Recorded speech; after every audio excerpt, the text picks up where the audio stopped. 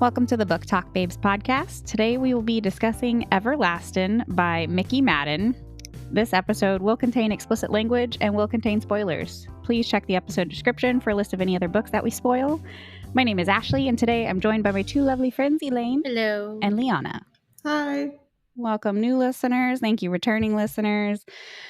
This is book discussion number 7. I have a prediction. This episode is going to be a doozy. I was telling Elaine before we press record, I looked up some history on this author from her own website.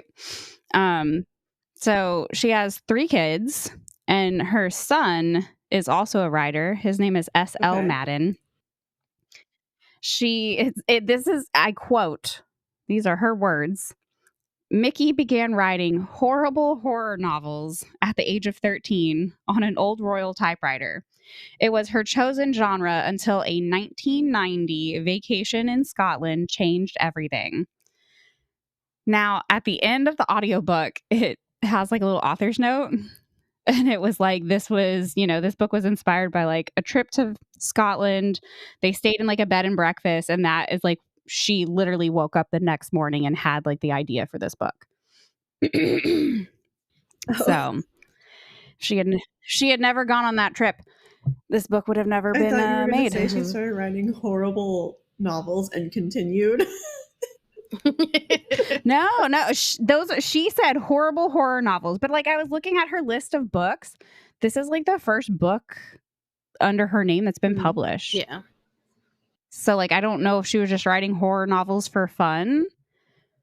But then I'm also kind of like, what were you doing with the first 39 years of your life? Because she took that trip in 1990 and she was 39. And so this first book got published when she was 44. So what I'm hearing is, I can still publish a book and I'm only 33. Yes. Yes. Your dreams can still come true at any point in time in your life. Now, do I think she should have stuck with horror? Probably. Oh my gosh. Well, so before we go on, I have small news. I think I'm out of my book slump. Yay, so am I. So I took this book and A Little Life on my work trip, and it was like I told y'all in the text, the only reason I finished this book is because A Little Life was the only other option. Yeah, slim pickings there. And like I could have easily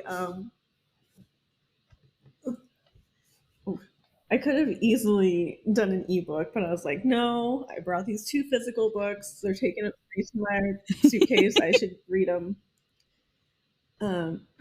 So that's how we ended up with me finishing this one, which I told you guys sounds like a gothic horror and not a romance novel.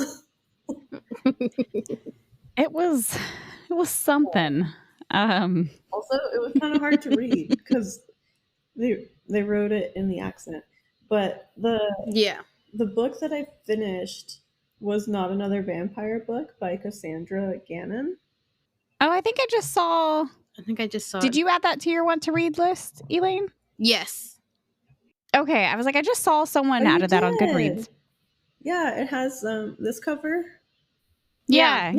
I think I saw Liana's. It posts Liana's saying that she read it on Goodreads. Oh, okay. Oh, yeah, because I followed. Yeah. I followed Liana's Goodreads. I found it and I followed it, so I can at least see. I was about to say, I don't think I'm friends with Liana on Goodreads. I had friends on Goodreads. I think I had sent her a friend request long ago, but she never goes on there. So then I was like, oh, maybe I'll just follow. It's not personal, I promise. No, yeah. Mm-hmm. And I saw that she read that, so I was like, oh, I like this, so I added it to my. It was really good. Like, basically the main character, she's a book editor, and she's given this really tropey paranormal romance book, and somehow she falls into the book. Oh, That's cool. I think what every romance reader would like to have happen. She has well, yeah, except for this book. No, I would hate that. Yeah. She has a love-hate relationship with it because so there's the quote villain who's a wizard warlock. Mm-hmm. And his name is Damien. He's like dark and brooding. Okay. And then there's the woman who's supposed to be the main love interest. Her name is Melissa, not Melissa. Melissa. Okay. And then there's the vampire hero who's supposed to look like Vampire Ken. that's what made me think of. He's Vampire Ken. His job is Vampire King Ken hero thing. And his name is Slade. And so the premise of the book that she's editing is Damien, his family has been wiped out by vampires, and he's like vowed vengeance for the past like 300 years. But they're always in a feud with Slade, and he's vowed to kill Slade. And so he goes to this party where Melissa is going to be, who is Slade's eternal one. And his idea is to kidnap Melissa and hold her for like romance ransom so that Slade will like have to fight him. And then he can finally get his vengeance. Okay. Like vengeance is said like 500 times. That's one of the tropes about it. She's like the main character, her name is Kara. And she's like, could you just stop talking about vengeance? Or like but when he is about to kidnap Melissa, she shows up and he's like, what the? And she's like, where am I? And so she ends up tagging along and hanging out with the villain and trying to correct the book so that she can get back home. But of course, she starts to develop feelings for the villain. Okay. And there's so many like, it's supposed to be set in 1892 Chicago during the World's Fair, but the World's Fair was actually in 1893. And there's so many like incorrect things. Like the bad guy lives in a creepy hotel with candles, but somehow the hotel has a neon sign. All right. And he has a bird and a cane that sometimes shows up and sometimes doesn't. Okay. And there are zombies and there are dragons who aren't really dragons. And she said the vampires look like porn stars. And alrighty then. But no, it was really good. I actually like stayed up late to read it. And I was like, okay, I finally found my book. Yay! But I highly recommend it. It's really funny. Yeah, I just added it to my want to read list. Speaking of this book, though, Everlastin. So this is our first impressions of Everlastin by Mickee Madden. Is that how you'd say that? Yeah, I think so. I love the smell of mass markets. The old mass market. Does y'all's have the Yes. Yeah. People are gonna hate that. So yeah, so these copies we have are like the old like what is it, like 90s holographic-y kind of plastic. Yeah. So like if you the picture shifts. Yeah, the picture shifts on the front. So like there's a man and then there's not a man. There's a man, not a man. At this point, I will take a ghost over a real man. I mean, it sounds like so with this woman. So this is copyright 1995. How old were we? We were 4. Yeah. Yeah, we were 4. Elaine was 5. Yeah. Well, mine says February 1995, so I was still 4. Yeah. Okay, there you go. Y'all were 3. I'm excited. Oh, there's a glossary. There it Oh, is. that is so cute. Oh, There's there a is glossary of glossary. like the, I guess, Scottish pronunciation of what these words are. Oh, I love it. Oh, it says Scotland. It starts off with Scotland, summer of 1994. Shortly. What? Sorry Oh, instead of look. sorry. It says if you purchase this book without a cover, you should be aware that this book is stolen property. What? Yeah. What is it? Where does it say that? In like one of the first few pages. And it says it was reported as unsold and destroyed to the publisher, and neither the author nor the publisher has received any payment for this stripped book.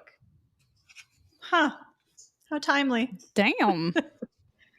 Oh well.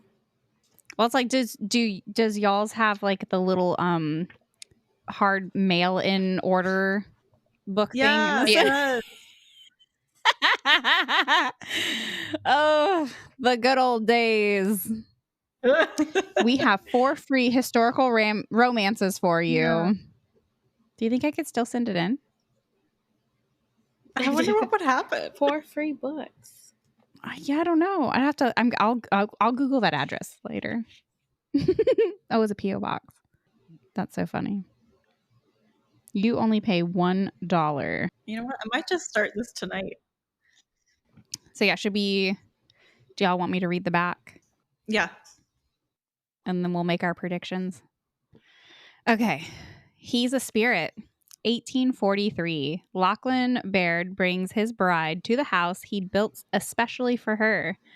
But the honeymoon is cut short when Lachlan is murdered. He's been haunting the place ever since. She's the Real Thing, 1994. After years of catering to others, Beth Staples is ready to live her own life while vacationing at a magnificent mansion in Scotland. She meets the man of her dreams. Too bad he's a ghost. And that's just the beginning. Can a sensible modern woman and an irresistibly seductive spirit find happiness together? With a little trust, a lot of love, and a few twists of fate, anything is possible.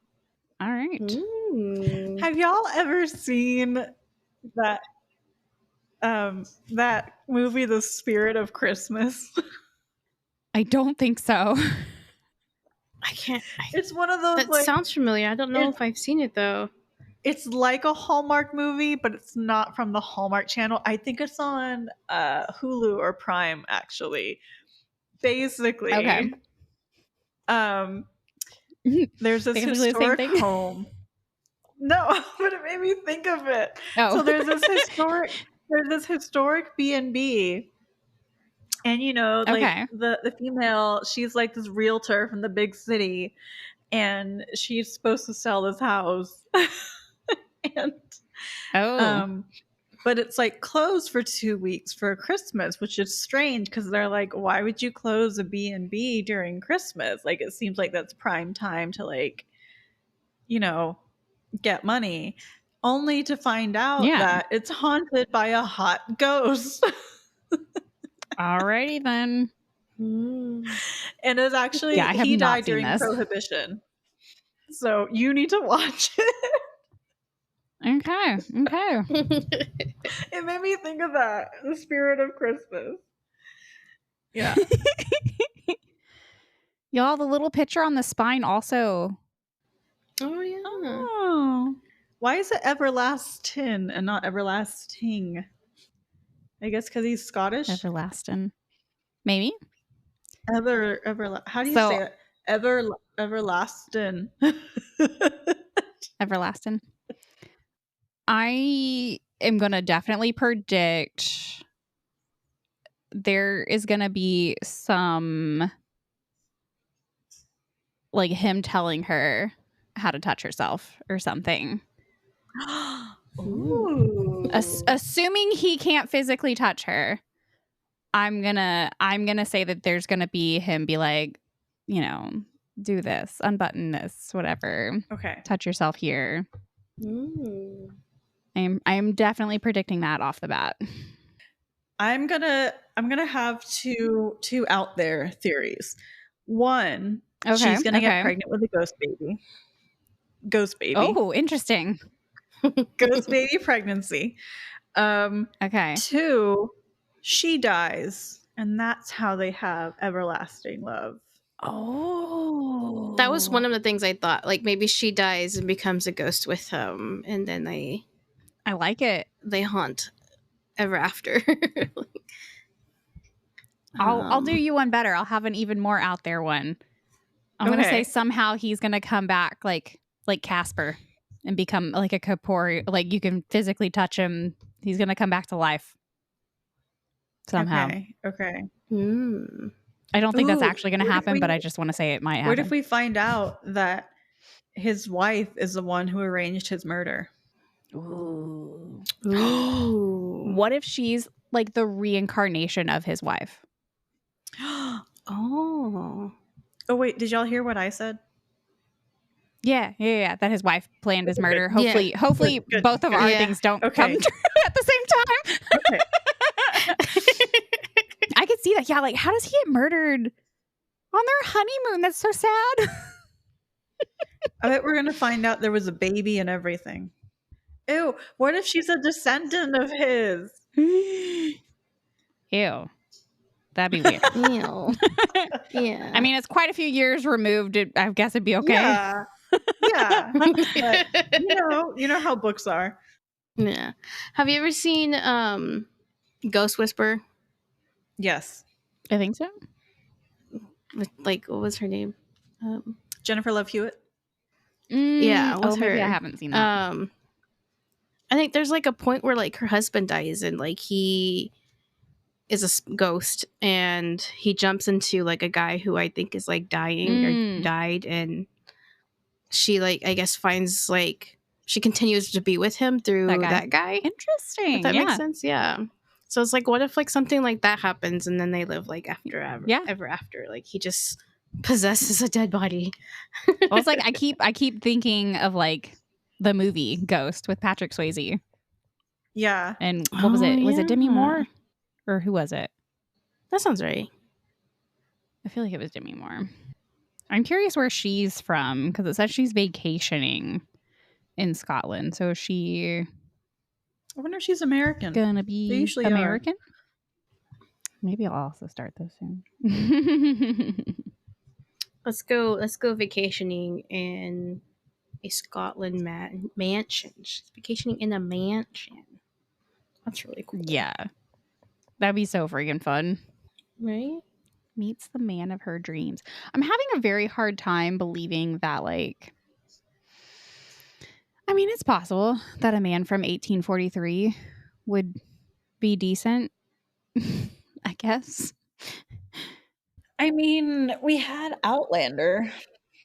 That's true. Hopefully he can accept the freedoms that women have in 1994, which wasn't great, but was better than 1843. I mean, if Outlander started in the 1940s and they were considered progressive then.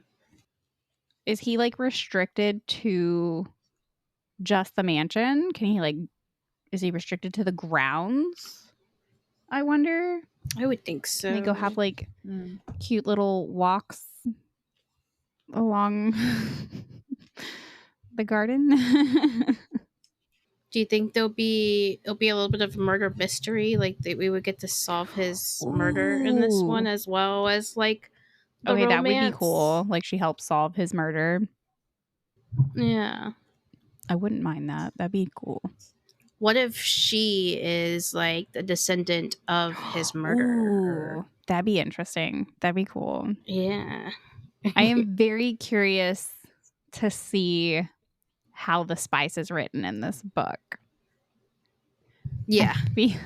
Yeah. It can either be really good or it's going to be really cringy. I swear to God, though, it better not be some fade to black shit. I'm going to be so mad. If it's closed door, I'll be pissed. I've had another closed door. Right. I'm trying to like flip through it without like actually reading it. Yeah, same. I'm gonna read the last page. Don't you dare. Don't read it out I'm loud. doing it. I'm not. Don't read it out loud. Not out loud. I just want to know how many.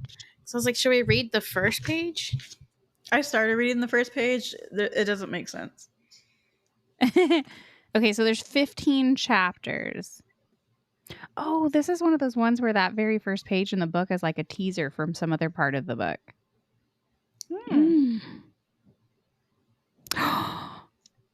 Oh, I think he can physically touch her.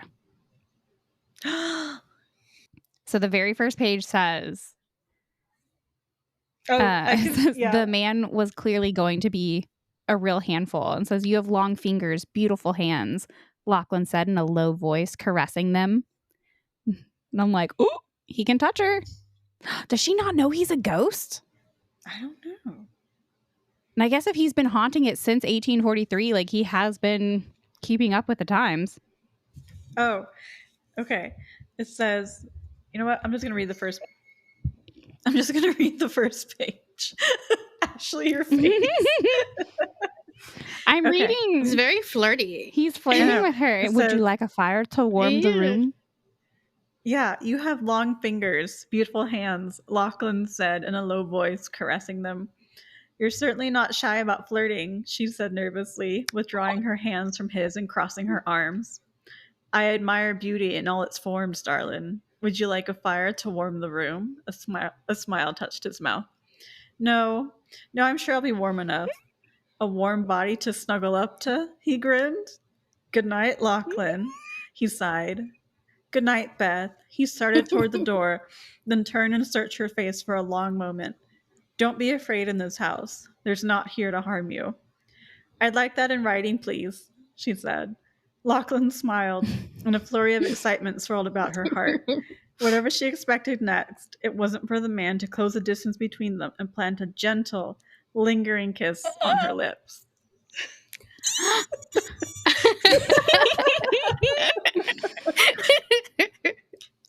Pull the cord if you need anything, he said. I'm across the hall. You sleep in this house? Aye, in a big, lonely bed. Does that distress you? Are you always so... Beth frowned for a moment until the right word came to her. Outgoing?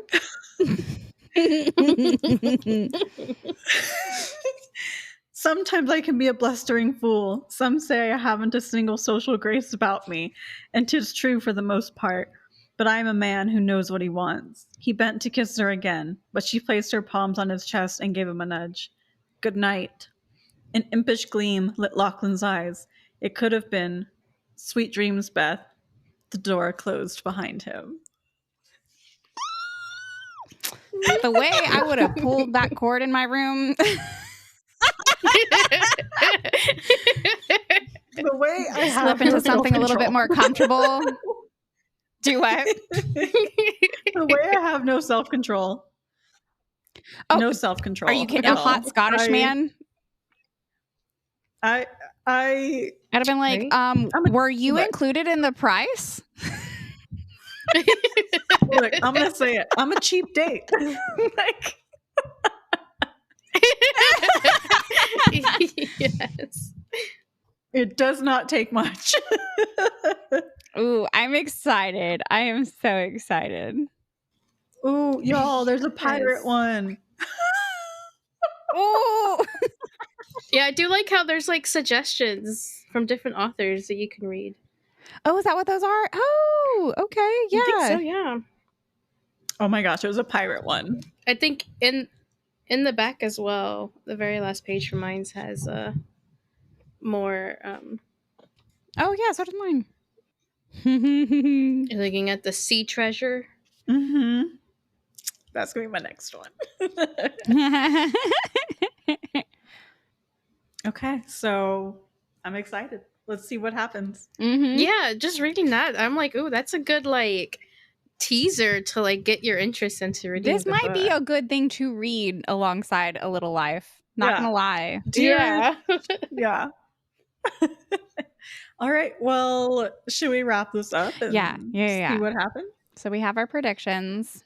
We'll I'll read it and report back at a later date. Yay. Or no one has any more predictions, correct? One of mine's already been debunked. No, we're good. Since I said he would tell her what to do because he was a ghost, but apparently he might. He might still. That's true. He might still. We'll see. He might. Do you want to give overall feelings first, or do we want to go through the predictions first that we said? Because I wrote them all down. I was going to say, did you write them? Because I forgot. Yes, I wrote them all. I wrote them all down. Like, Liana, I have a very important question for you. Okay. You said, based off of the cover, the very first thing you said was you would take this man over a real one. Do you still feel that way after having read the book? Hell no. This man is insane. Yes. Oh. Yeah, he is. Yeah. Pretty much. This man needs to go to therapy. I'm not even sure that'll help. Go to therapy. Oh, no. He should have left a long time ago. Oh my God. Oh, did any of y'all use the glossary for the Scottish I had to stuff? use it a few times to figure out what the sentence meant. I just kept rereading the sentence until it kind of made sense to me. I think after a while, I could read it based off like content clues of like how it was going. Yeah. But every now and then I would be like, hold on, what is this again? I hated reading his dialogue. It was rough. Yeah. So she on her website has a thing that like, I guess I don't know if they re-edited them. I don't know what they did. They did something with them. So the Scottish was a little bit easier to read. So the first prediction I had was that there was going to be a scene where he was going to tell her how to touch herself because I figured he was going to be a ghost and wouldn't be able to do that. That didn't happen. No. One touching scene that was weird. Yeah, but it wasn't like him being like, "Oh, do this, do that," because he couldn't touch her. That's what my prediction was. Yeah. I mean, we'll get into that. Yeah, Liana, you said pregnant with ghost baby. Uh-huh. That didn't happen. Which I'm fine with. Both of y'all predicted that she would die, and that's how they have everlasting love, and that was correct. Yeah. Our one correct prediction so far. Spoiler. Yeah, I was wrong with my next prediction was that he was going to come back to life somehow. Yeah, nope. This one was kind of right. Liana, you said his wife is the one who arranged his murder. His wife is the one that did the murdering. Yeah. I mean, she arranged it. Yeah, no, yeah, she did. She did it. She made it happen. Yeah. I said maybe she'd be the reincarnation of his wife. Thankfully, that wasn't true. Yeah. Oh my God. Right. How awkward. Let's see. Oh, you had predicted, Liana, that maybe his wife, the wife that killed him, was going to be like pregnant or something, but she was fucking someone else. Yeah. The whole time. Screwing her brother, but we'll get to that. Yeah, we'll get to that. Brother, not really brother. No, it should have been like, no, it was her brother, and then right. Kidding. Let's see. Oh, what if she is a descendant of his? Thankfully, that was also not true. And then Elaine, you had predicted that maybe he would possess another like being and be with her through them. But that's not true. No. We did not do a great job. We got like 2 out of how many that we had? I think so, yeah. We did kind of wonder where she was from. She's from Washington State. I had asked, like, is he restricted to like the grounds, which it seemed like he could go into the town, where the other residents were living, but I don't think he could go further than that. He Maybe. expended a lot of energy when he did. Yeah.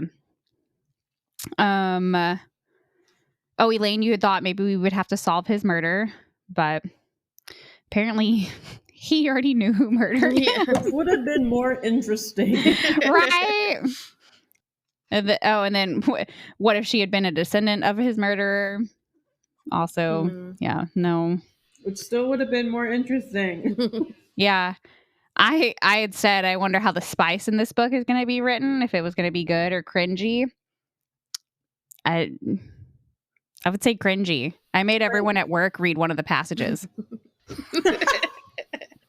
Oh, and a couple times, though, he blue balls her. Yes. Yeah, like twice. Yeah, at least twice. I had joked also, because we read that, first page teaser, and I had joked about how fast I would have pulled that cord or whatever in her room to like get him to come back. No, I would not do that after having read this book. I would have disabled that cord. I would have barricaded the door, which wouldn't have done much good, but basically, this man terrorized her into staying with him. A little bit. Like Stockholm Syndrome. Yeah. Kind of situation. Well, it's like I want you to know that it wasn't until chapter 11, chapter 12. When does her friend show back up? No, it's not when she shows back up. I don't know. She's talking to Lachlan at some point, sometime after chapter 11. She mentions her friend's name. And I just want everybody to know that for the almost entire book, until I switched to the audiobook, I thought her best friend's name was Charlene. What is There's no fucking H. It's Carlene. Yeah, Carlene. I was saying Charlene while I was reading it. It's Carlene. Completely disregarded how it's actually spelt and made up my own name. You know what? It doesn't matter, this book. Right? I had started the audiobook and I'm like, Carlene, she can't even pronounce her own characters' names right. And then I looked at the book and I was like, oh, I can't pronounce the characters' names right. Oh, goodness. What's that one guy's name? The trimmer guy that like... Oh, Rowan?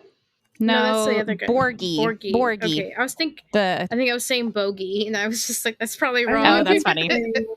Borgie. Oh, maybe it's Borgie. Yeah, I can't remember what they said in the audiobook.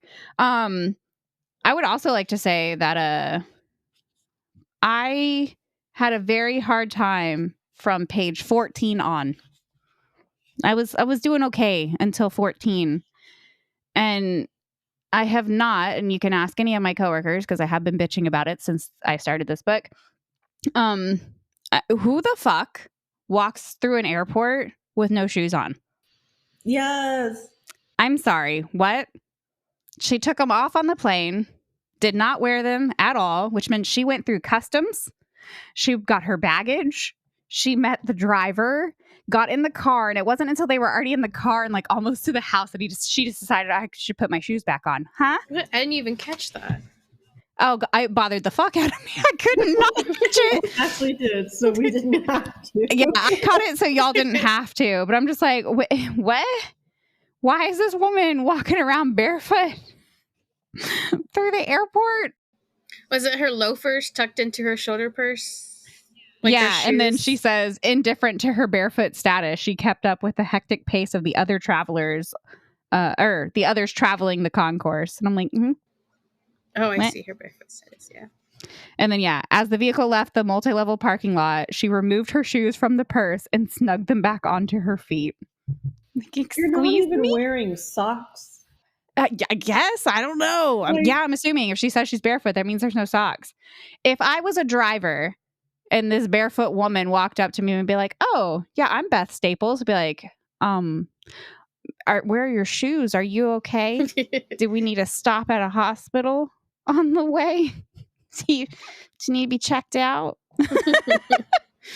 like Like, why are you walking around barefoot? In an airport. Yeah. Ugh, no. I know it was the 90s and it was a wild time, but I was kind of sad that Lachlan ended up being kind of the way that he was. Because, like, I felt like pretty early on, so, like, I highlighted something on page, like, 39, and it was, like, she was outside, and he, like, took her to go see, I don't know, some moonlit fields or whatever, and she's like, it's beautiful, and he's like, it's never had competition till you came, and I was like, ooh, smooth line, and then it went downhill so quickly. The thing that bothered me is in with like the first 3 chapters, he's already put moves on her. Yeah. Like, whoa. Who are you? Yes. Well, like, I mean, okay, so that I just said that was like page like 39. And then like he kisses her on page 51. And I'm like, she had like zero reaction at all to it. He like kisses her and she's like, he goes, pull the cord if you need anything, basically. And I'm just like, I would have freaked out. Like, I'm sorry, did you just physically touch me? I highlighted so much crap. First of all, he gets her friend to lure her under false pretenses. Yep. And then kicks out her friend.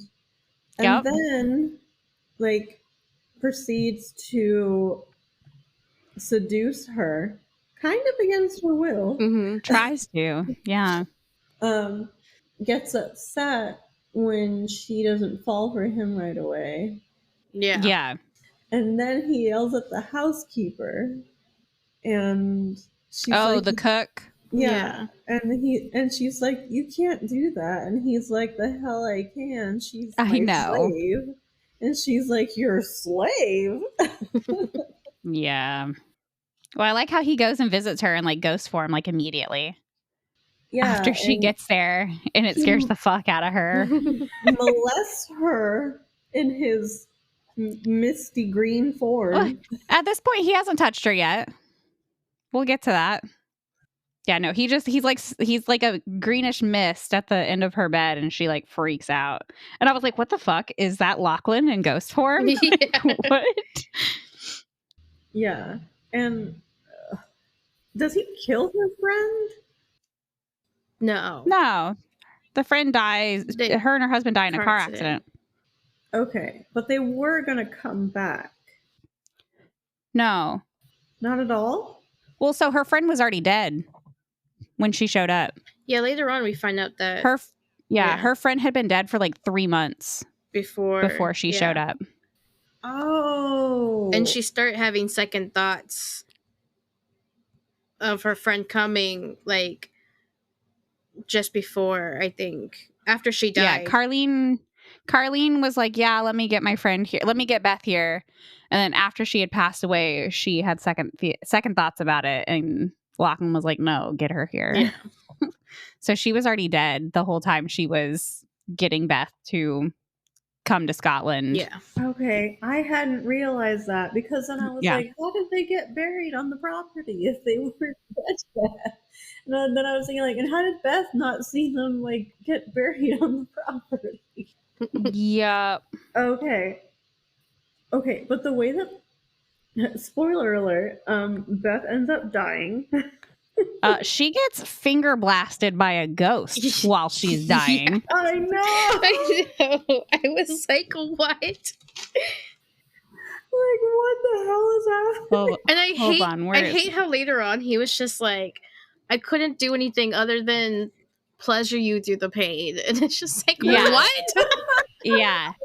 I literally, and of course, at the time of it happening, you don't realize necessarily that she's dying. She's just she's been having these really bad headaches. Yeah. And so she's having like an episode, but it does, it says like, her arm and leg are going numb. And I'm like, is she having a fucking heart attack right now? Like, what's happening? And then, he pops up or whatever. And I was literally like, is she about to be finger blasted by him in ghost form? Like, what? Yes. And later that, what was funny, she woke up. the next day, or well, what she thought was the next day. She's like, I am so rested. I feel that was the best sleep of my life, blah, blah, blah. And then you find out she's been dead for like a fucking week. Yeah. Yeah. I'm like, hey? Yeah. So also he knew that she was dying, and he didn't think to be like, you should go see a doctor, which is what any good person would do. He was like, no, I'm gonna let her die so I have my eternal love. Well, and it said at one point that like when he first got connected with her, that he was trying to, through that connection while she was still in Washington, like trying to persuade her to go see a doctor about like her headaches. Yeah. But like that's as much as he tried. Yeah. Oh yeah, that's another thing too. They have a psychic connection. Yeah, when she got to Scotland, he did not try very hard after that. No. Also, do we want to talk at all about like her mom dying, her adoptive mom dying? And there's just so much going on in this book. Here's my problem. Okay, this is 1994 is when this book takes place. Hospice started in the 70s. Mm-hmm. So why exactly did she have to quit college to go take care of her sick mom, who then also at one point begs her daughter to smother her with a pillow and put her out of her misery? Yeah. Like, I'm sorry, my grandma passed away in hospice care, and the fact that they're like, oh, the doctors wouldn't have been able to do anything to make her they will morphine the fuck out of you, so like, you're comfortable. Hell they will. That's what hospice does. Yeah. So I'm like, you mean to tell me hospice wasn't available to her? And it's not like people can't afford it, because that's like it's a government that's given. Yeah. I'm just like, it's a government benefit. Like, we would fill hospice medications for people all the time, and it was nothing but morphine. Yeah. It's usually painkillers of some kind. Yeah. So I'm just like, this doesn't check out in my book.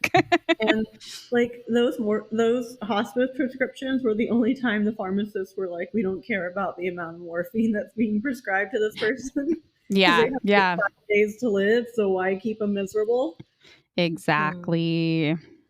Also, the way that she ends, like, she's trying to escape several times. Yeah, she does try to leave. Yeah.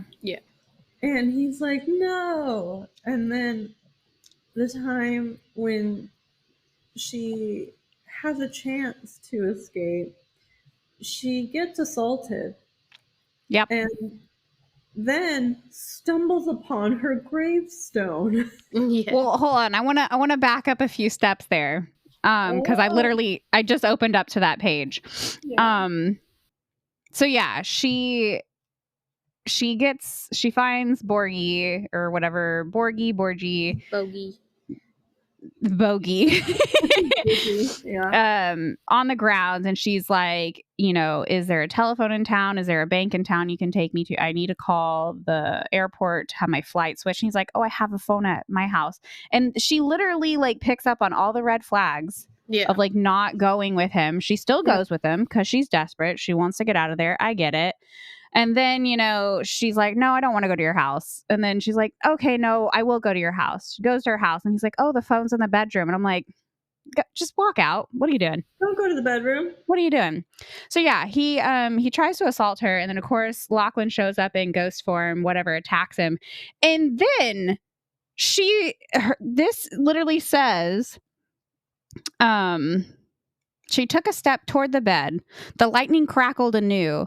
Borgie's wails wrenched a cry from her. As loathsome as the man was, she couldn't let him die at the hands of what the hell was it? And I'm like, no. You can let him die. Like, if someone tries to assault me and then something mysteriously pops up and tries to kill that person, good riddance. Goodbye. Yeah. Like, I'm not going to try to stop it. Remember the salesman that pops up within like the first third of the book, and Lachlan basically like possesses him? No, I think goes like, through him grabs this man's balls. Yeah, something. Yeah. Like, and then he kind of does the same thing to Borgie. I'm like, do you only? So you're also sexually assaulting people? Yeah, right. I guess so. I mean, Borgie deserved it, but that other guy. Like, I think later on we find out that like apparently Lachlan like scares him to the point where his hair turns white. Yeah, yeah. It does mention that his hair is white. Well, I just like how she also right after that, like she like teleports basically. She poofs and doesn't realize that that's what she's doing, and she's like, oh, that was a weird dream and blah blah blah. And I'm like, you're an idiot. I know. There's so many clues that like she's obviously dead, and she just ignores it. It was also just the weird random shit. Like, okay, so that all happened, and she's walking through a field, whatever. She's like, oh, it must have been a dream. And she's like, she took her time crossing the field, plucking a blade of grass to nibble on along the way. What? Who does that? Yeah, I remember looking at that. I don't think I've ever eaten grass on purpose. No. Why'd you do that?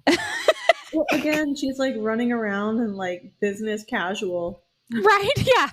And that's when she stumbles upon the graves, which I'd also like to take a moment because I did the math. So Lachlan was 33 when he died. Mm-hmm.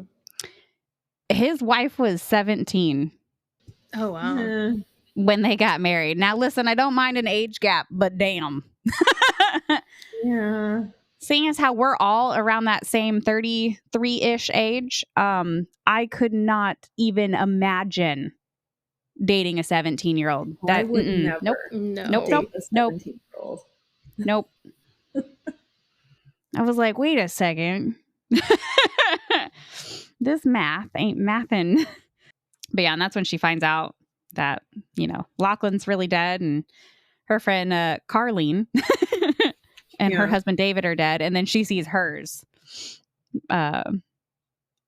Which, how did he know her middle name? Because her gravestone says, "My dearest love, Beth Marie Staples." And I'm like, when did she tell you her middle name? Did you go through her? He has a psychic connection with her. Yeah. That's true. Yeah, he does have that psychic connection with her. That must have been. But like, her gravestone has the day she dies on it, and she's like, "Oh my God, that's today." Was she mistaken? Yeah, because so like when she died, it was that date, but she then like slept for like a week. Oh. And then she woke back up. And so she still thinks it's the 26th of July, but it's actually been a week. Mm-hmm. Got it. Okay. So she's like, that's today. I'm not dead. And I'm like, oh, honey. That's why I was like, this is like a gothic horror novel, because like if I found out I was dead, I am breaking all laws of nature and burning that place to the ground. I am becoming poltergeist. She's having a hard time coming to terms. And yeah, that's when we get you were dying in the parlor. I couldn't stop what was happening to you. My pleasuring you was the only way I could help you through the pain. Is it? I'm like, no. What? I just can't imagine, like, you find out that she had like a cerebral hemorrhage, a brain bleed, and didn't she fall? So, well, she fell at one point, and that's what started the headaches. But she basically had a brain clot or a blood clot that like went to her brain, and that was what was causing the headaches and the brain bleed and whatever. Where was I going with that? I don't know. Oh, I just can't imagine being in that kind of pain. Like, you're in excruciating pain, and like all of a sudden some phantom like stuff starts touching you, and I'd be like, I don't think you understand. Like, I have a headache right now. I'm in pain. My arm and leg are going numb. Can you please? Some green mist starts to follow you. Can you please stop running your ghost hand up my leg to my crotch? Thanks. Yeah. Can you stop lifting up my skirt? My head kind of hurts right now. It was weird. It was so weird. Oh yeah. No, but also I had issues, and maybe I would have felt differently if I had read this like when I was younger, but the fact that like every time they talk about like fucking or having sex, they're just like making love, and I'm like, that's not always how it is, okay? I was like, listen, Ghost Boy, not every time needs to be love making. I also hated that he called her girl like all the time. Mm-hmm. And I'm like, I'm sorry, he's Scottish. He would be saying lass. He does call her lass every now and then, but I think yeah, but it's not till like later. He always calls her girl, and I was like, listen, this could have been at least a smidget bit sexier. I feel like if you'd said lass. Oh yeah. So have a heart, girl. He kept trying to seduce this woman, and she finally is like down for it, and he's like, no, when you're ready, you will come to me. Right. And he's like, what the fuck? I'm ready now. What the fuck? Yeah. Also, can we talk about after he's telling her like you died, blah blah blah, and she's like, stop lying to me, admit it, you've been drugging me, and I'm like, what? Is that's the logical conclusion that you came up with, that he's been drugging you in the what 2 teas that you've had? You've had like maybe 3 teas, an apple, and a breakfast plate. That's all you've eaten in like 4 days. Yeah, this woman was there for like 2 weeks, did not eat a single thing. Right? Yeah. When she woke up the next day, she's like, I'm gonna have tea for breakfast. I'm like, that's not a breakfast. Yeah, she has tea for breakfast and then goes on like a 5-mile walk. Yeah, I'm like, that's not even a snack. Well, he does make her a breakfast at one point, I think, too. The cook is there to make her breakfast, like a spread, a buffet. Yeah. And then, well, she makes her like a plate of like eggs and toast, bacon and ham. Yeah. And fruit, which still sounds amazing. I guess, and there's coffee and homemade biscuits and jam. And I'm just like, oh, this sounds amazing. And then she fights with Lachlan and she's like, I'm not hungry anymore. I'm like, what? No. Yeah. I am. Right. I can eat in anger. Right. Or just take the food and walk away. Yeah, I'd be like, I'm gonna eat this in my room. Bye. Or just I'm gonna eat this somewhere else. Like, you don't just abandon the food. Also, I know we were joking earlier, and I was like, oh, all these headaches. I'm like, she's gotta have like a brain tumor, right? Before we know what exactly is happening. But now I'm like, she's fucking dehydrated and malnourished. That's why she's having headaches. Yeah. She's not eating or drinking any water. No. And also, she hasn't slept. Yeah.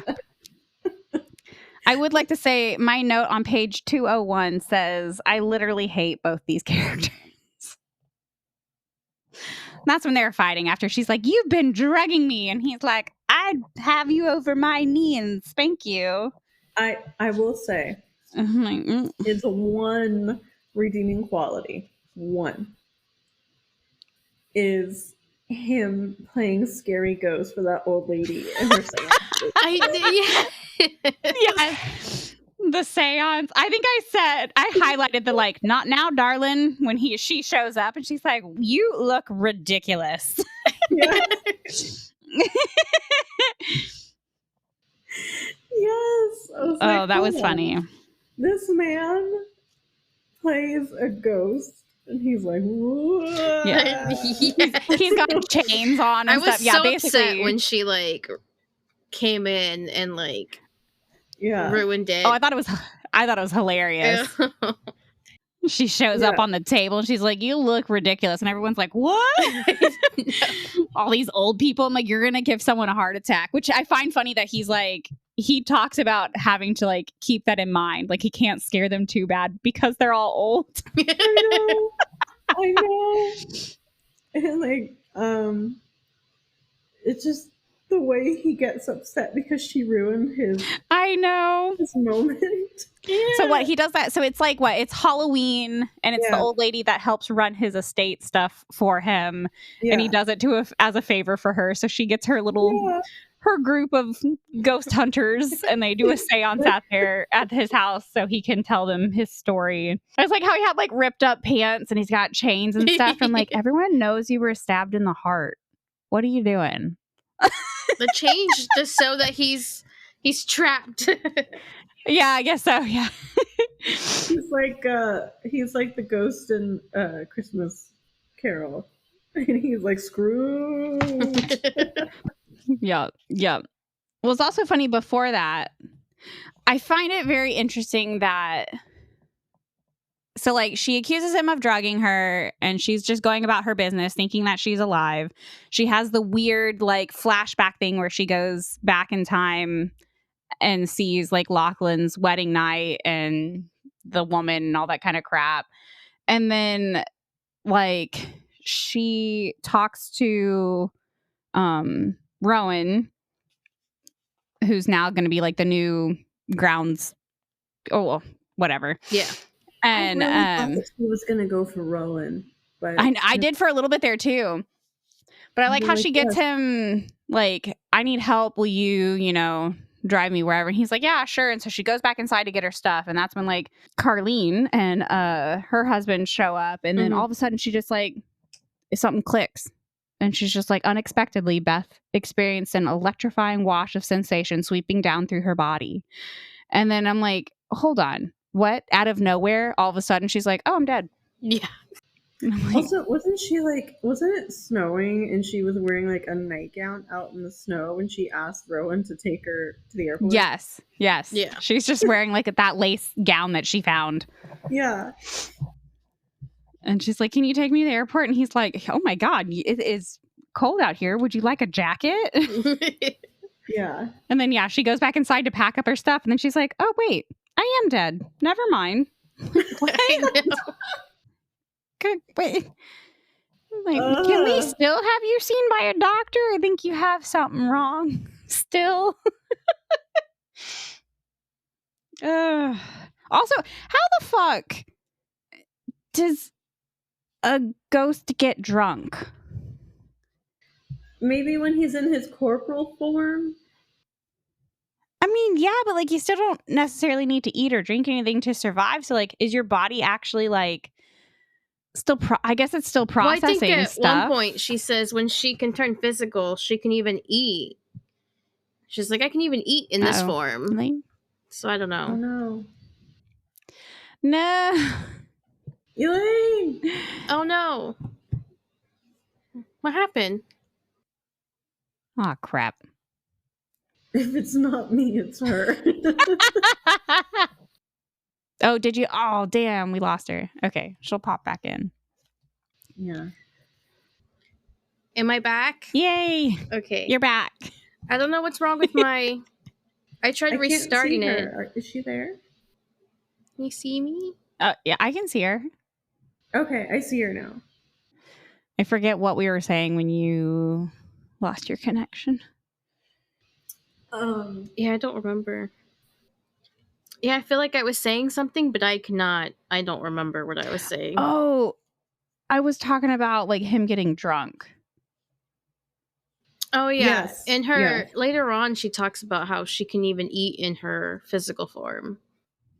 Yeah. And I'm just like, and so I mean, you don't need to. And can feel things. Cause she takes a hot shower. Hot bath. I think it's interesting that they can still like like, okay, so if you get into your physical form and you eat something or you drink something, you get drunk, whatever, like I'm assuming your body still has to like process that in some way. So like do they still use the bathroom? Yeah, I was like, what happens if like, okay, you've expended your energy for that day, but you haven't gone to the bathroom yet, and then you get sucked into the gray place? Like, does it stop the process? And then when you come back, like, are you bloated? Do you then have to go to the bathroom? These are the things I need answers to. I think at one point too, Lachlan talks about how when he met that cook lady, that there's something different about him to where that's why he can do this, have like physical form or something. And he thinks it's just because I guess his hatred is so strong that he can get into the world. He just hates so much. I know. I think at one point I was like, I know I can hold a grudge, but damn. Yeah. I feel like after 100 and something years, I'd be like, okay. No. I was with Beth on this one. I was like, dude, let it go. Yeah. And then he enslaves their descendants. Yeah. Mm-hmm. Well, let's also, she's like, you need to let this anger go, blah, blah, blah. And then he's just like, no, you don't understand. And I'm like, excuse me, who was being super freaking pushy in the beginning of the book saying that she needed to let go the feelings she was holding about like her mom passing and whatnot? Like, I'm sorry. And then she just needed to accept being a ghost. Yeah. Except I still think it might have been a better story if she had been a descendant of the Ingalls in some way, because then he would have been like sort of like a rivals. Yeah. Like, oh, I hate her, but I love her. Yeah. A forbidden love. Yeah. Forbidden because he's making it forbidden. Yeah. There was also just like a lot of, I don't know, like chauvinistic, misogynistic kind of controlling language from him and her calling it out, but also just like, I don't know. She just like randomly accepts it and is all of a sudden in love with him. She like accepts it, but then she like fights back on it, and then she accepts it, and then she fights back on it, and then she accepts it. And it's love backwards and forwards. And then, like, of all the stuff that happened in this book, also, there's at one point she calls him an ass. Or no, she said, or aren't you that same pain in the ass who was so determined to make me accept my death? And he's like, pain in the ass. And then he's like, a lady would choke saying bahookie, let alone ass. And she's like, maybe in your century. And I'm like, of all the stuff that has happened and has been said, like, you're going to be all of a sudden like, oh, a lady shouldn't cuss? What? I'm pretty sure she said more harsh things to you than that. Yeah. Okay, so I want to know, what did we think about their sex scene? Oh, that's the scene I made everyone read at work. Hold on.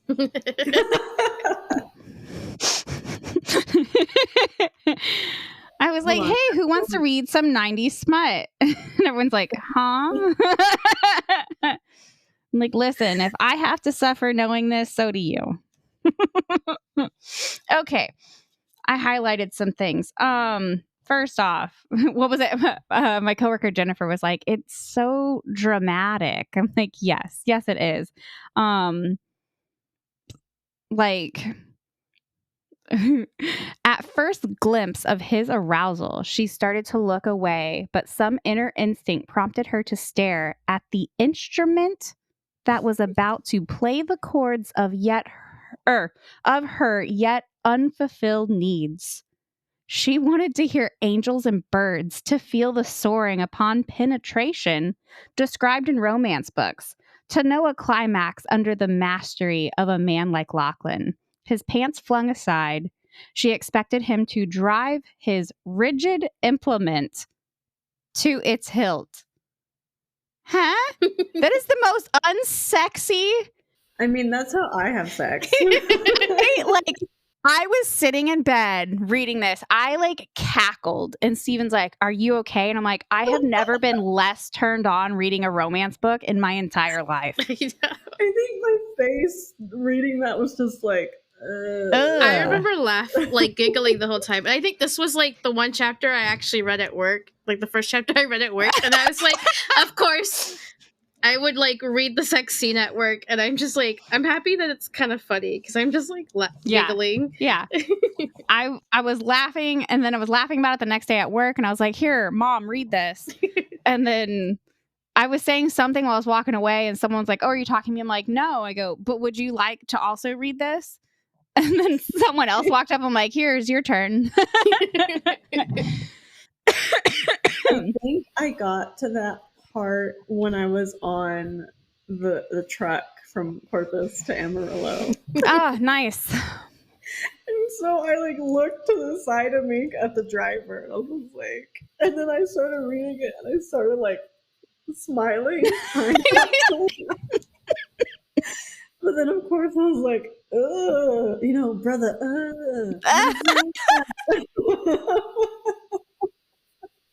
Oh, that's funny. Yeah, no, I was not a fan of the sex scene. So was she a virgin? I read that as she was a virgin. They were both a virgin. Yes, which, listen, yeah, there's absolutely nothing wrong with that, but I have a very hard time believing a 33-year-old man in the 1840s was a virgin. No, because he waited for her. No, he waited for Tessa. She just ended up stabbing him in the chest before he could get his dick inside of her. I know, but then he waited over 200 years for her to arrive, and she was his one true love. I guess. God. I guess. Yes.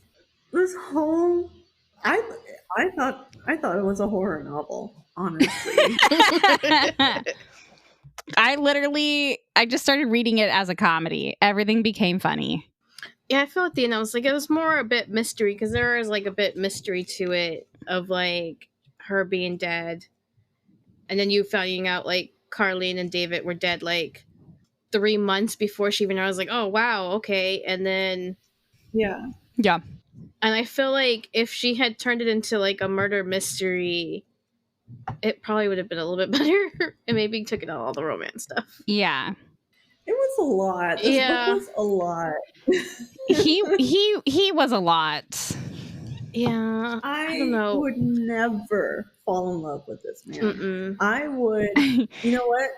In ghost form, make this man's life hell so that he is so tired and exhausted. He has no choice but to pass on. She basically, I mean, starts to fight him as much as she can. I will say, so like we have the sex scene, right? And they go to bed, and then she wakes up the next day in her bedroom without him, and she goes all day and can't find him. And then I was like, the ghost ghosted her. It's like he ghosted her all day. I did find it very funny though that like she literally like they had sex. She didn't see him for, you know, like 12 hours and like freaked the fuck out.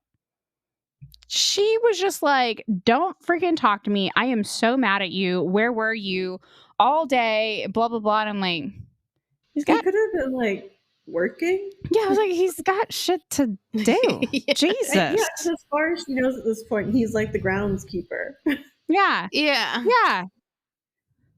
I was like, someone's getting a little clingy. So you sleep with a man one time. Put his dick in you once, and you. It made me think of. Sorry. I forget when. So she goes all day, right? And she can't find him. And then when she goes upstairs to go to her bedroom, she sees his bedroom doors open. So she goes in his bedroom, and he's just standing there, butt ass naked.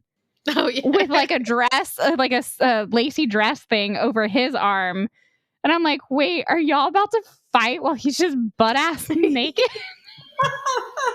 Yes. And then like, oh, that's right. She walks in and she sees like the lambskin rug in front of the fireplace. And then there's like a bottle of champagne with some, you know, crystal glasses and a bread, cheese, and a bowl of strawberries and cream or whatever. And then he's just butt ass naked. Like, pants, please, while I'm fighting with you. Thank you. Ugh. And then that's when she's like, where were you all day? And I'm like, he's got shit to do, man. Like, I need you to find stuff to do. Right? Ma'am. Like, isn't there a library or something? Like, you know. Yeah, I think she only like goes there like twice or something. And she tries to clean up, but then finds that everything goes back to how it was. Oh. So I did enjoy him having to work with Rowan to like save that woman and the 3 kids. I, however, am just baffled. Like, the woman that wrote this has 3 children. Okay. He he sets the boys down. Rowan does, and then he's trying to get the woman out of the car, and then the 3-year-old gets up and bites him on the calf. Yeah. What? Apparently I'm these sorry. 3 kids are horrible. They even think that one of them set the fire. Well, yeah, no, they're pretty sure it was him because he was caught setting a fire on a rug in one of the other rooms. I mean, they basically take this woman and these children hostage.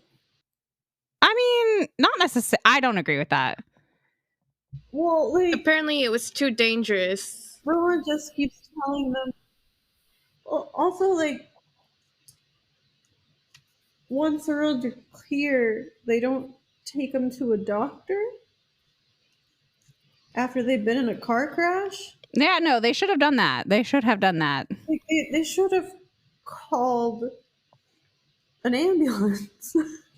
I don't know if that small town even has one. They should have called somebody. And then I guess Rowan develops a crush on that woman. And yes.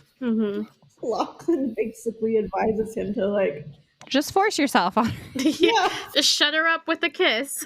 Yeah. If you want her to shut up and stop arguing, just kiss her. It's what I did. This is like, that's horrible advice. She's like, why would you say that? She's like, don't take his advice. No, because they're watching them argue. I guess. Yeah, later they're watching them argue. This is after the advice because like Rowan and Lachlan get drunk and he's telling Rowan that, and then Beth appears and she's like, don't listen to him. Yeah. And then later, Rowan and the woman are fighting. Doesn't the woman slap him?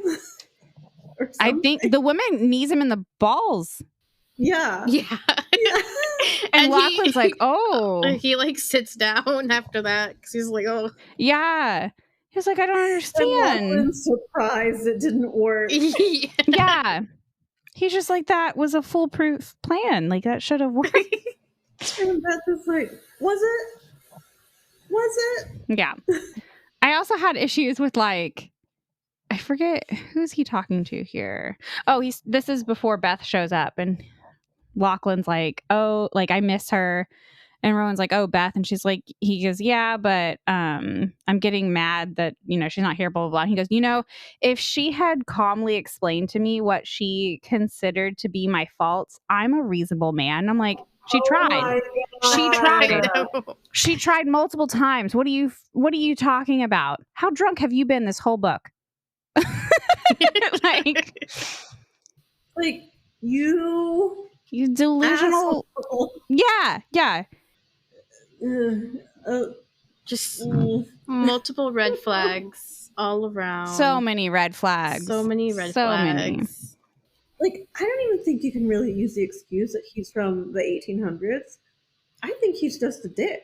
Yeah. Yeah, I mean, he's from the 1800s, but he has been interacting with people since the 1800s. So, like, he should have progressed by now with the times, Mm-hmm. It's not like, he woke up and it's like, oh, shit, it's 1994. I did think it was really sad, though. Like, I love that they give Rowan the house. the grudge is over, blah, blah, blah. And then literally, the little shithead sets the house on fire. Yeah. Like, I would have kicked the shit out of that kid.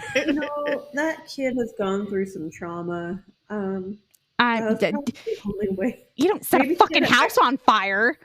Maybe he didn't intend to set the whole house on fire. It just got out of control. No. So one of the early signs of a serial killer is setting fires. Torturing little animals and setting fires. So I can't wait to see his book. It's going to be a murder mystery thriller thing.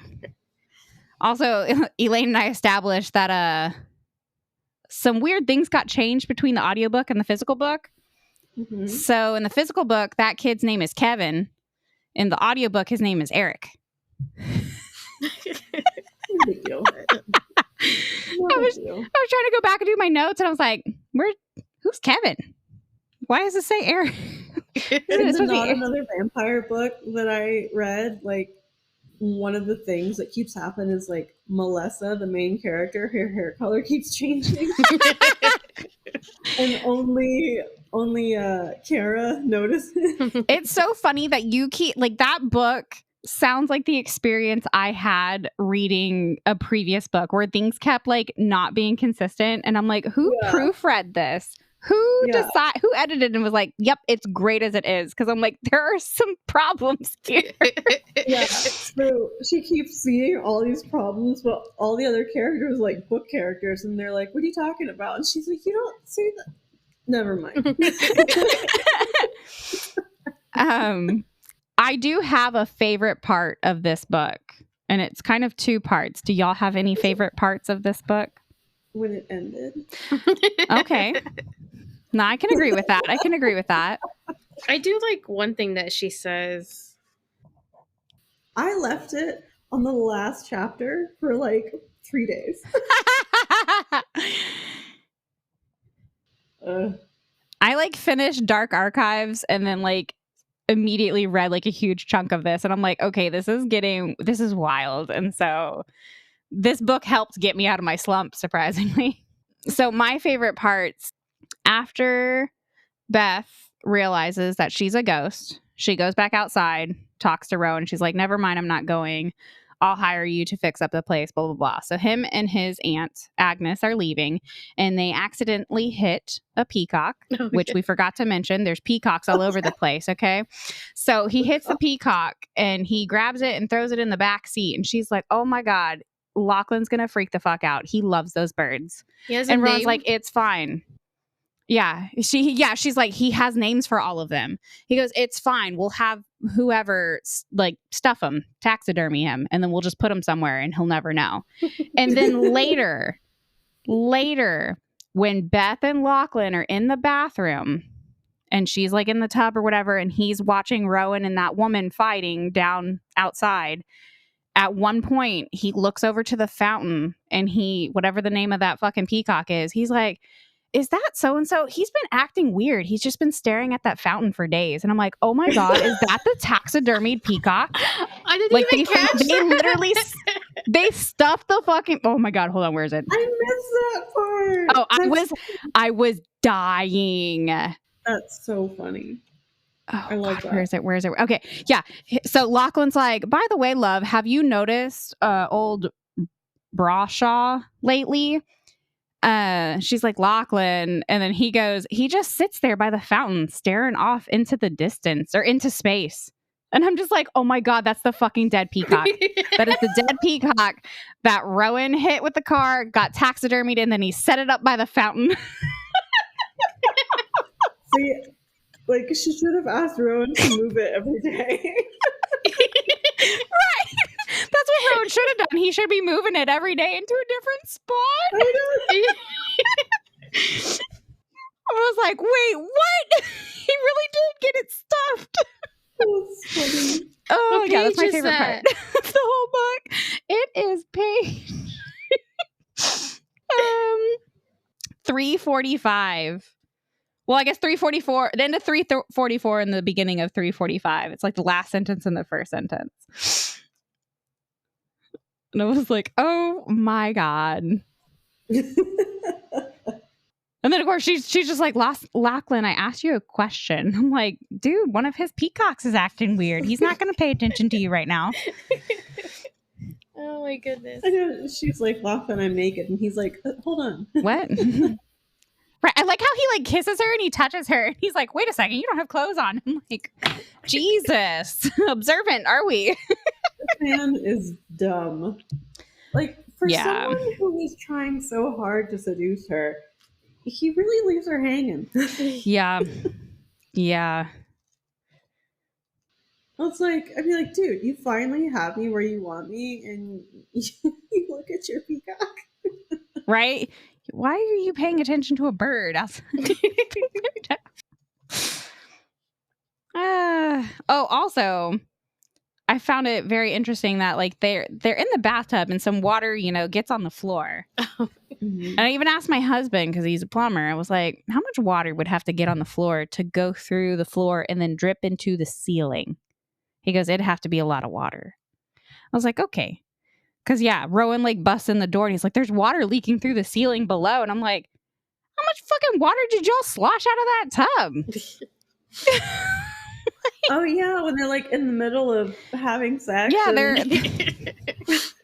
Rowan doesn't even notice them at first. Yeah, like they've moved to the bed at that point, and then Rowan busts in, and he's like, "There's water leaking through," and he's like, "The kids." Oh. Yeah, and I'm like, "How? What?" It is an old house, but still, like, he just doesn't even notice that they're there on the bed going at it. Yeah, and they're like, oh, and then he's like, "Hey guys, wait." Yeah, like, I'm so sorry. And how Lachlan just gets up to like help him. Yeah, he's fully naked. It's just like, here, with a raging heart on. Here's your towels. And Rowan's just like, great. Yeah.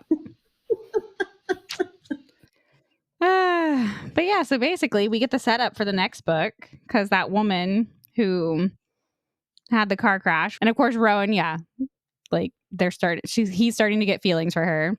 The house burns down. She gets to, I guess she leaves for Edinburgh, and then everyone shows up to help rebuild the house. And they're like, she'll be back. And he's like, are you sure? They're like, yeah, of course. There's a second book. In real life, maybe not. Yeah, right? In book life, yeah. I think, what'd you say, Elaine? There was like 6 books, right? Yeah, I think there's like 6 books. See, I got excited about the pirate one, and now I'm not sure. Well, the pirate one, I don't think is hers. It's not part of the series. It was just, I think, another author? A different author. Yeah. Okay, well then maybe I'll give it a shot. I think it was just another author by the publisher. Yeah. Is it the Sea Treasure one? Yeah, Joanna Haley. Yeah. I don't think I'll be continuing with the series. No. I mean, but the cover's cool. No. The cover is badass. Okay. Yeah. We love the cover. Yeah. The cover is great. But I think most of the reviews on Goodreads were like, people like, I bought this because of the cover. Yeah. Story not so good. That's so good. I liked your review, just a bunch of laughing emojis. Yeah. Well, like this person gave it 1 star. It says, don't let the holograph cover and promise of Scottish romance fool you. I started this book with low expectations and somehow still ended up disappointed. Did y'all find it hard to read at some points? Like, because I feel like it changed point of views. Like, it changes randomly? Point of views a lot in the chapters. Yeah. So it did take me a few times, a couple minutes, but like the audiobook kept it had like noise. It either had peacock noises or like bagpipes or something in between the switches of point of views. Oh, okay. Which I was like, huh? I only listened to the audiobook at the end, and I did hear the peacock noises, and I was just like, oh my god, that's so funny. Which that was another thing in the beginning. She like talks about hearing like the most like horrendous sound, and that him being like, "Oh, it's the peacocks." I looked up peacock sounds. They're not that bad. They're just like they're not that bad. Yeah. Yeah. Sometimes, I was like, Elaine, you live with peacocks. Yeah, they're not that bad. Sometimes it sounds like someone saying "ow." Yeah, but like, she makes it sound like, you know, like when you see those TikToks of like Appalachia, and it's like, yeah, she makes it sound like someone's stepping on like a rubber chicken or something. No, they're not that bad. Like someone is being strangled. Yeah, I was like, what? That's not that bad. Yeah, they're not that bad. I think it's funny though when like, when I first got roommates and like I'm just like la dog dee, and they're just like, what is that? And I'm just like, oh, it's just the peacocks. It's just the peacocks. Just the peacocks. Oh, it's so funny. There's quite a few high ratings for this book. Like, unironically? Yeah, no. Entertaining, goofy, a little sappy, a good little read. I had forgotten about this one. It was one of those rare books that made me smile as I read it. Like that's from 2000. That's from 2010. But I'm just like, Granted, you know, I didn't give it a star review because I don't know what I want to rate this. I don't know what I want to. If I went strictly off of just like how fucking ridiculous, like yeah, sure, 5 stars for ridiculousness. I'm an unreliable reviewer. Yeah. That's why I just put the laughing faces with no star review. It was just like, well, it is. I did find it funny at times. I do like some of her like comebacks to him. You know, like when he's like, I will say she does go down fighting. Yeah. Like knowing that. Well, I don't know about knowing, but like he's like trying to like be like, it's okay, you know, like you'll get used to the fact that like you're deaf and stuff. And then she says something, and he's just like, I may be dead, but that hurt like hell. And she's like, you're not dead because I haven't killed you yet. Yeah. She even says, she's like, you want like, you know, a mindless woman that's just gonna like do whatever you say. And she's like, I have a mind of my own. I am not a child. Like you can't tell me what to do and things like that. Yeah. But like I think towards the end it's just like she's kind of funny in a way, and I think that's why I'm like, well, I did have kind of a good time reading this, so I'm like maybe 4 stars. I think what was it? I told someone, I was like, it's like a train wreck you can't look away from. It's so bad, but like I was entertained. It's like it's trashy TV. Yeah. One of those bad but good. Yeah, it was horrible, but I laughed a lot. I think after I read the last chapter and I closed the book, and I was just like, you kid. I was like, what is this? Oh my gosh. I'll probably keep it. It was a book. Oh, I'm definitely keeping it. I wrote way too many notes for someone else to accidentally stumble upon this. Just for the cover. Well, I'm going to keep it because Elaine sent it to me. There you go. There you go. I like the cover. And then I'll tell other people, you need to read this book. Like, ooh, is it good? I'm like, you'll see. You'll see. Yeah. So overall, I was entertained. Yeah, no, yes. Definitely. I do like that. I think that's true. It was like one of those bad but good. It is gonna get a permanent photo spot on my book Instagram account. Not all the books I read get that, but this one's going to. Actually, it's gonna. I guess technically, it's gonna get a reel because I'm gonna get a video of it disappearing. Alrighty. Do you have anything else we'd like to add to this story? I think I'm fresh out. Any comments? Oh, I did do it, and an everlasting count. And surprisingly, there's only like 3. Oh, yeah. I did highlight every time it said that. Yeah. So it wasn't too bad. I also highlighted every time it mentioned his manhood in some sort of weird way. Oh, yeah. Like, I don't need to know that. I just... I get we got to come up with creative ways to say things in romance books and stuff. But I'm like, rigid implement. That was what you went with. Yeah. I also like when she goes back in time to see that like his wedding night memory thing, and she runs up to Tessa and she's like, "You slut!" Yeah. It's like, what? Oh, God. Okay. That's it. I'm done. Do you have anything else, Elaine? There's one where it's like, nah, you cannot go spilling your woeful story now, and it's not a good time to confess you pleased her with a dead thing either. Yeah. I remember just laughing at that part. I remember that. I know, I'm like, dear God. Oh. We're just gonna come right out and say it, aren't we? Yep. Yep. So funny. Oh. All right. Y'all good? Yeah. Yeah. All right. As always, thank you, listener, for joining us. Please rate and review and subscribe to the podcast. Follow us on our socials. We are Book Talk Babes Pod on Instagram and TikTok, and Book Talk Babes on Goodreads and StoryGraph. Please email us topics, questions, and book recommendations to booktalkbabespod@gmail.com or DM us on any of our socials. Everything is listed in the description. Have a lovely day and week. Until next time. Bye. Bye.